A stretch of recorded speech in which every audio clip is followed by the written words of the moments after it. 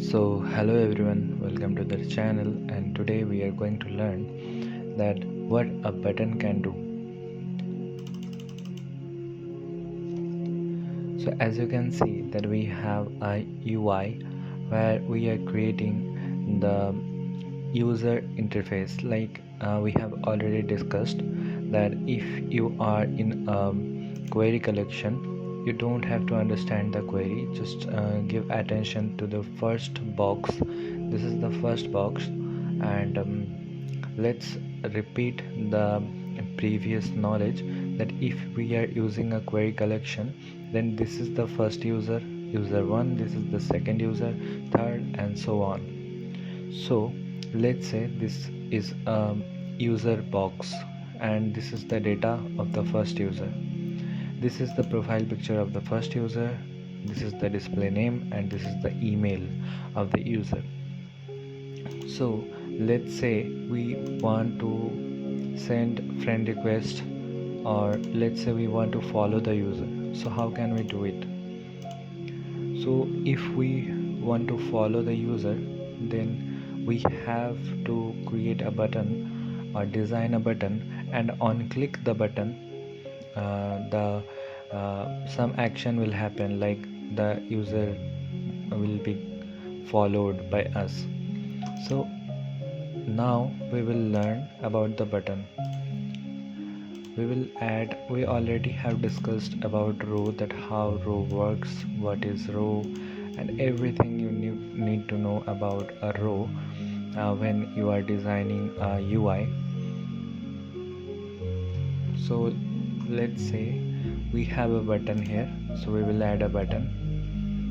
So now we will come to the properties of a button. You can make the button conditional, as we have already discussed that how conditional action works, but again we will discuss it in another video, and elaborately we will do it. But for now, let's see that what options we have about a button. Here is a capacity, that means that what will be the capacity of the button. Like you can fade out the button with all its text color, but let's say you want the text color be the same, but you want to only change the buttons like color. Then what we can do, now we will use the rows cross axis main axis alignment.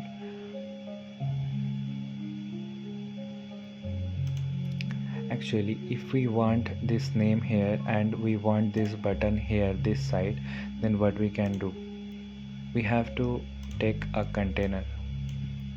In this container we will put the row, and you can see that the container is not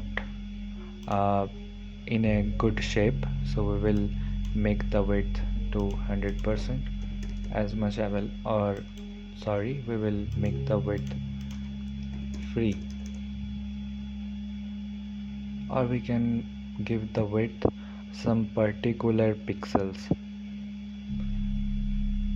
So we'll give the width almost 60% off, and height should be 30 or 37. That's a good number. And fill color will be blank. Here we were making the container blank, so the container doesn't appear, and if you place the row in the container, then you can see that the main axis alignment is working correctly. Now we are coming to the buttons properties. So you can change the text of the button, like we want a follow button, so here we will place follow. And if you want to change the fill color of the button, then let's change the button color to green, or this color. Okay, so we have changed the button color.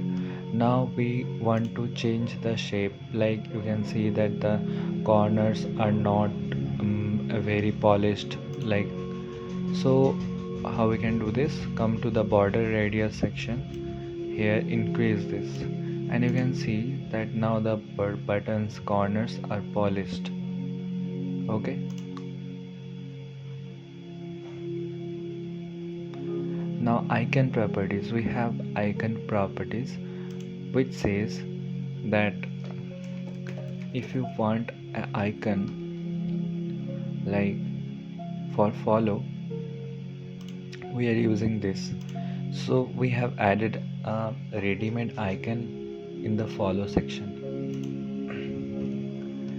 Now let's understand that how can we change the fill color capacity. Here we have already learned that if you want to reduce the capacity of the whole button, then you can do it from here. But if you only want to reduce the fill color capacity, then you can do it from here. Here you can see that we have reduced the fill colors property, which looks more professional if you are designing some new world projects.